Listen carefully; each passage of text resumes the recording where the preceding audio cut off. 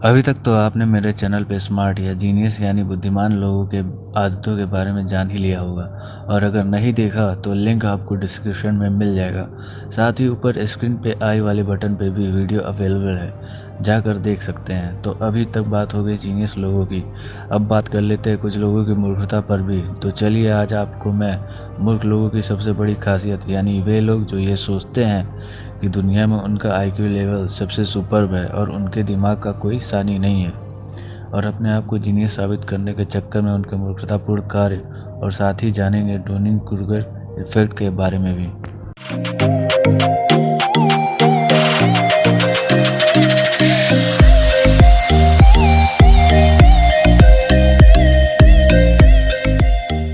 इन 1995 एक दिन एक आदमी दिन में 2 पिज्ज़ा बर्गर बैंक में चोरी कर लेता है। और इस दौरान उसने ना तो कोई मास्क ही पहन रखा होता है और ना ही किसी तरह का भेष बदला होता है। और तो और चोरी के बाद प्रत्येक बैंक से बाहर निकलते वक्त सर्विलांस कैमरे पर हंसते हुए बाहर जाता है। बेशक पुलिस उसे ढूंढ लेती है, तत्पश्चात रात में वह गिरफ्तार भी कर लिया जाता है। सबसे खास बात तो यह है कि जब उसे हथकड़ी लग जाती है तो वह काफ़ी आश्चर्य में पड़ा होता है और धीरे धीरे बड़बड़ा रहा होता है, लेकिन मैंने तो जूस लगा रखे थे।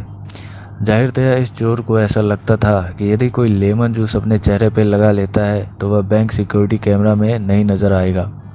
न केवल वह ऐसा सोचता ही था, बल्कि इसको लेकर वह बहुत ज़्यादा कॉन्फिडेंट भी था। उसका ऐसा तर्क था कि लेमन जूस का यूज करके इनविजिबल इंक तैयार किया जाता है तो यह उसे भी गायब कर देगी। ऑब्वियसली यह काफ़ी मूर्खतापूर्ण सोच थी, लेकिन खास बात तो यह थी कि पुलिस ने जब चोर को उसकी रॉबरी की पूरी फुटेज दिखाई तो वह काफ़ी आश्चर्यचकित हो गया कि यह कैसे काम नहीं किया। उसके अनुसार वह फुटेज भी नकली थी। पुलिस ने यह कंफर्म किया कि यह व्यक्ति ना तो पागल ही है और ना ही कोई ड्रग एडिक्ट है। दरअसल यह बहुत ज़्यादा कंफ्यूज और मिस इन्फॉर्म्ड व्यक्ति होता है। यह हास्यास्पद चोरी 2 साइकोलॉजिस्ट के पास जाती है जिनका नाम डनिंग और क्रूगर होता है, ताकि वे इस घटना पर और गहन तरीके से अध्ययन कर सकें। खास तौर पे जो बात सबसे ज़्यादा इन्हें रोचक लगी वह थी इस चोर की कॉन्फिडेंस कि वह बस एक लेमन जूस की मदद से सिक्योरिटी कैमरास को चकमा दे लेगा। इस चीज़ को लैब में इन्वेस्टिगेट करने के लिए एक अंडर ग्रेजुएटेड छात्रों का ग्रुप बनाया गया और उनका विभिन्न क्षेत्रों में जैसे ग्रामेटिकल राइटिंग, लॉजिकल रीजनिंग और सेंस ऑफ ह्यूमर का टेस्ट लिया गया। सभी का स्कोर जानने के बाद उन्होंने सभी स्टूडेंट्स से उनके स्कोर का अंदाज़ा लगाने को कहा और साथ ही दूसरे के कंपैरिजन में अपने रैंक का भी अंदाज़ा लगाने को कहा। और यही चीज़ डनिंग और क्रूगर को सबसे ज़्यादा आश्चर्यजनक लगी। उन्होंने पाया कि जो स्टूडेंट सबसे कम स्कोर लाए थे वे खुद को हमेशा ओवर एस्टिमेट करते थे कि वे बहुत ज़्यादा अच्छा किए हैं। ऐसा कॉन्फिडेंस उन्हें थोड़ा नहीं बहुत ज़्यादा था। वे सोचते थे कि उनका स्कोर सामान्य से ज़्यादा होगा, जबकि वे स्टूडेंट सबसे लो स्कोरर थे। वो स्टूडेंट इन क्षेत्रों में न केवल इनकॉम्पिटेंट ही थे, बल्कि वे इस फील्ड में बहुत ज़्यादा फिसड्डी भी थे।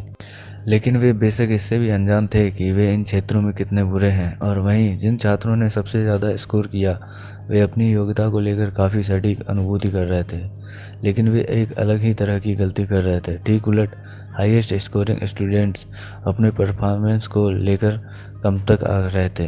वे जानते थे कि वे टेस्ट में एवरेज से अच्छा किए हैं, लेकिन उन्हें ऐसा लगता था कि ये तो सबके लिए ही आसान होगा क्योंकि यह टेस्ट उनके लिए आसान था।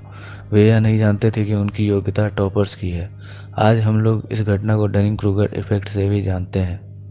वास्तव में लो एबिलिटी लोगों के अंदर खुद की अक्षमता को और ज्ञान के अभाव को जान पाने की स्किल नहीं होती है। उनकी यही घटिया आत्म जागरूकता उन्हें खुद की योग्यताओं को ओवर एस्टिमेट करने के लिए प्रेरित करती है। आप इस ग्राफ की मदद से स्पष्ट तौर से समझ सकते हैं कि मेरा क्या मतलब है। जिन व्यक्ति के पास किसी भी प्रकार की कोई स्किल नहीं थे वे सबसे ज़्यादा कॉन्फिडेंट थे। वहीं वे लोग जिनके किसी टॉपिक में ज़्यादा नॉलेज थे उनका कॉन्फिडेंस लेवल नीचे था। जबकि वहीं जब एक एवरेज स्किल से ज़्यादा की ओर अग्रसर होते हैं तो निश्चित विषयों को लेकर कॉन्फिडेंस लेवल पुनः ऊपर उठने लगता है। जितना ही कम लोग जानकारी रखते हैं उतना ही ज़्यादा कॉन्फिडेंट होते हैं। डनिंग क्रूगर इफेक्ट को आप talent shows like India's got talent या इंडियन आइडल पर भी महसूस कर सकते हैं। ऑडिशंस में अच्छे और बुरे गाने वालों की बहुत वैरायटी होती है। जो इसमें बेकार होते हैं उन्हें विश्वास ही नहीं होता है कि वे वास्तव में इसमें कितने बुरे हैं, इसलिए सामान्यतया वे रिजेक्ट हो जाने पर निराश हो जाते हैं। वास्तव में हम खुद को सही तरह से आंक नहीं पाते हैं। इनफैक्ट मेजॉरिटी में लोगों को ऐसा विश्वास रहता है कि वे एवरेज लोगों से ज़्यादा अच्छे हैं। 88% लोगों को ऐसा लगता है कि वे ज़्यादातर लोगों से अच्छे ड्राइवर हैं और ऐसे में वे खुद को बेस्ट ड्राइवर की लिस्ट में रखते हैं। एक और इंटरेस्टिंग फैक्ट है कि 94% प्रोफेसर्स को ऐसा लगता है कि वे अपने समकक्ष से ज़्यादा बेटर हैं। हम खुद को दूसरों से बेटर जज करते हैं और यही सारी गणित फेल हो जाती है। लेकिन ऐसा क्यों है कि आपकी कम योग्यता आपको अपनी योग्यताओं पर और अधिक कॉन्फिडेंट बना देती है? चलिए मैं आपको इसे रियलाइज़ करने में थोड़ी हेल्प कर देता हूँ। यह माइक है और यह एक अमेचर फोटोग्राफ़र है और यह बॉक्स उसके फ़ोटोग्राफ़ी के नॉलेज को रिप्रेजेंट करती है और यह है वो फील्ड जो ये समझता है कि फ़ोटोग्राफ़ी कितनी बड़ी है और इसे कितना जानना है।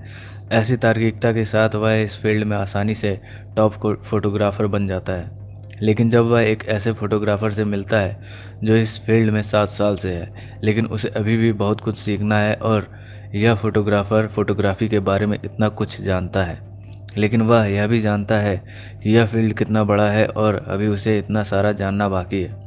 चूँकि यह फ़ोटोग्राफ़र ज़्यादा ज्ञान रखता है इस विषय में और यह जानता है कि ये ग्रे एरिया भी एग्जिस्ट करती है, जबकि माइक अनजान है। अब तो आप समझ ही गए होंगे कि माइक क्यों इतना ज़्यादा कॉन्फिडेंट है। उसके पास कोई आइडिया नहीं है कि वह कितना जानता है, क्योंकि उसे इस क्षेत्र में बहुत कम जानकारी है, इसलिए उसे नहीं पता कि यह फील्ड कितनी ब्रॉड है। और चूँकि इसे नहीं मालूम कि उसे क्या नहीं पता है, इस वजह से वह ऐसा सोचता है कि वह फ़ोटोग्राफ़ी के 90% नॉलेज रखता है, जबकि X% ही उनकी नॉलेज को जानते हैं कि उन्हें कितना पता है और यही उनसे गलती हो जाती है।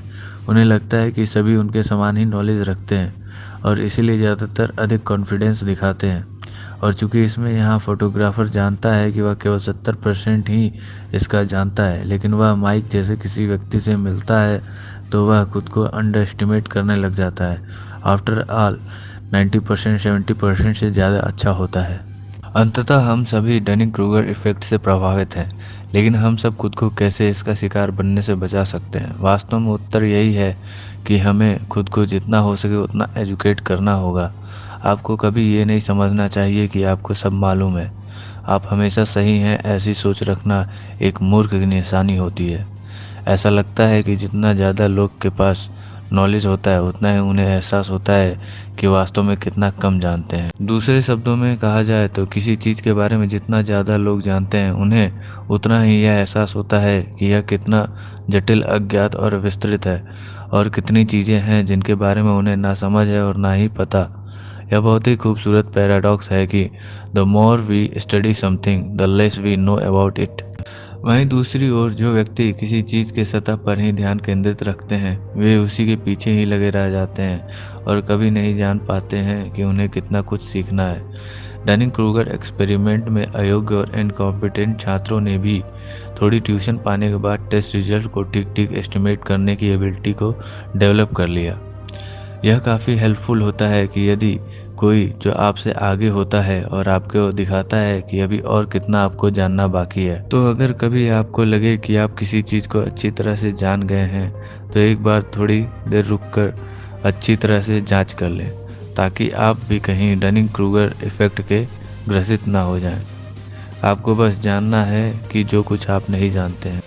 तो दोस्तों ये थी मेरी पूरी वीडियो। अगर वीडियो पसंद आई हो तो लाइक ज़रूर करें और चैनल पे नए हैं तो सब्सक्राइब करके बेल वाला आइकन ज़रूर दबा लें, ताकि आपको कभी भी मेरी नोटिफिकेशन ना मिस हो।